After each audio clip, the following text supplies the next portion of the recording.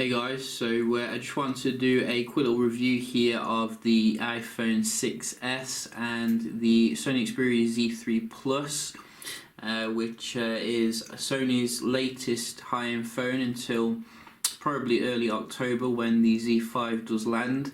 And how does it compare against the iPhone 6s? We can have a look in this video to see, and I think in general the Sony still has some pretty awesome advantages here over the iPhone 6s, which you should definitely not rule out. And the first one is basically the display, which is a Full HD panel versus 720p on the iPhone 6s, which looks absolutely fantastic here with the Bravia tech as well as the triluminous display. The colours, etc., look second to none, really. I do think that Sony will be obviously pushing the boundary with the Z5 Premium coming with a 4K display. However, the 4K display only takes effect when consuming 4K content. It will be Full HD most times, apparently, to conserve battery life. And that is obviously an argument that Apple have been making, saying there's no need for a display which is higher than 720p because it affects the battery. But I definitely think that Apple could upgrade the display to be a little bit more colourful when it comes to the PPI, as well as make it probably a little bit more edge to edge. You can see, I think the bezel on the Z3 Plus here is a little bit less. It's still a bit big, if you ask me, for the iPhone.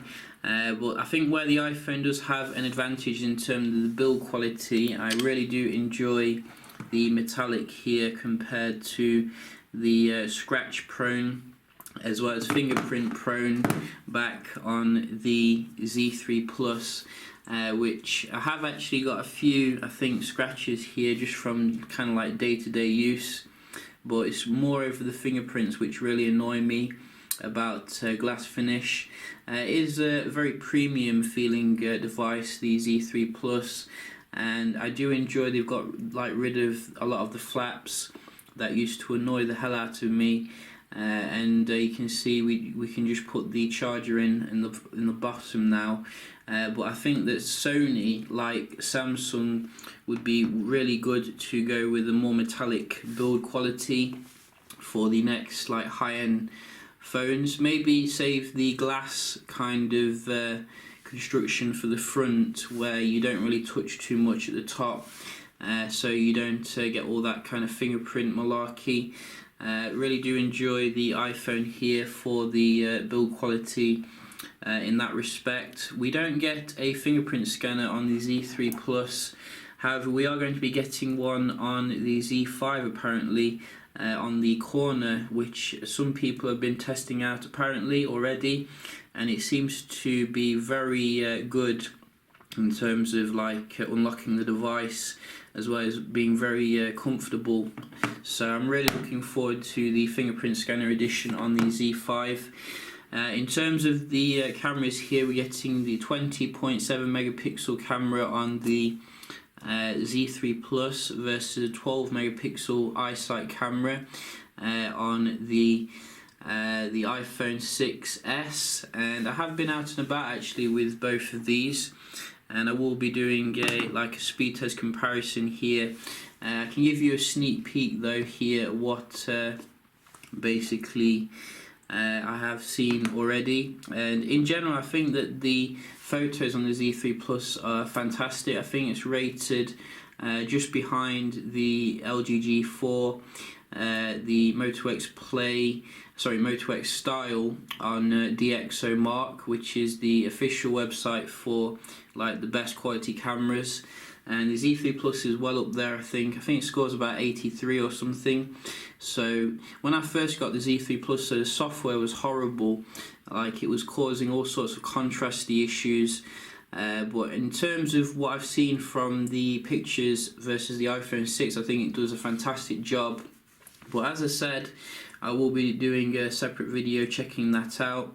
I think that in general the Z3 Plus gives you a little bit more to do on the camera software side of things. I think that the camera software is a bit kind of bare, shall we say, on the iPhone 6s. However, it does give you the ability to shoot 4K now, which we've never had before, which is quite cool.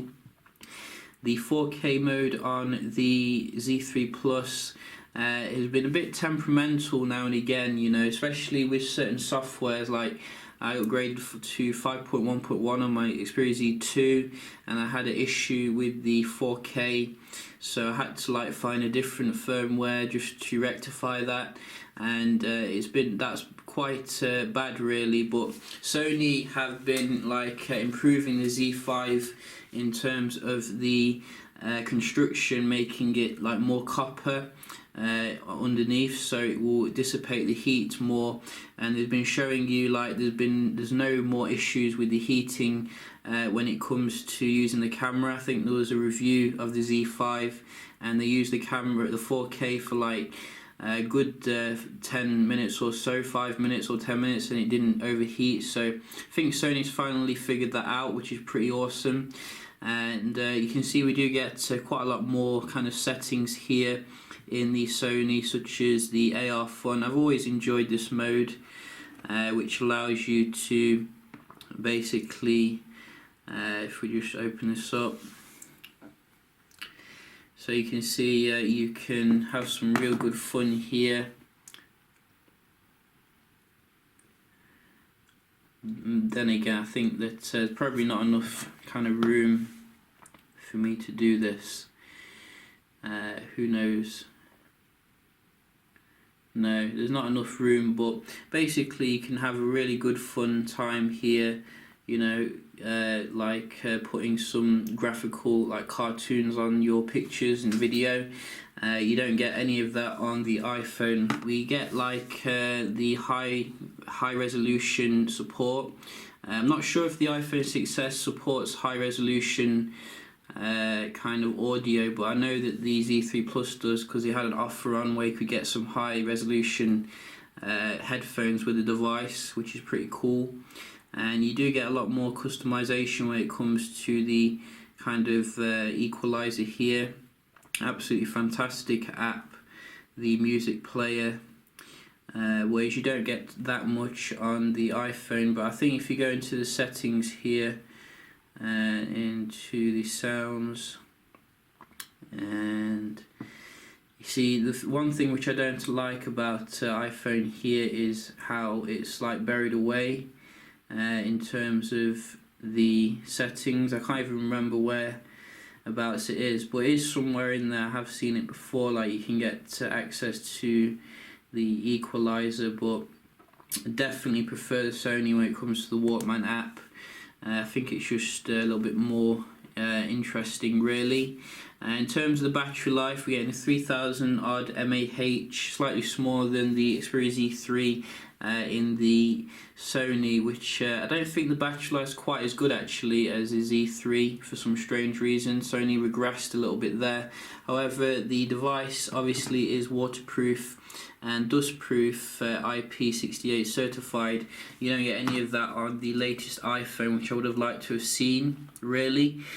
So I think from this video here, what you can take from this, there's certainly still advantages here to go for the Z3 Plus over the iPhone, and Apple still has a lot to catch up with here when it comes to like the waterproofing, as well as some of like the equalizer settings and things like that on the Sony.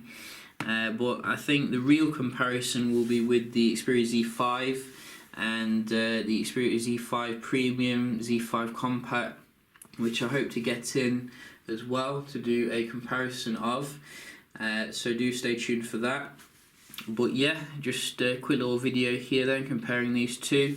Hope you enjoy, and if you did, don't forget to leave a like, and I will see you in the next one. Cheers.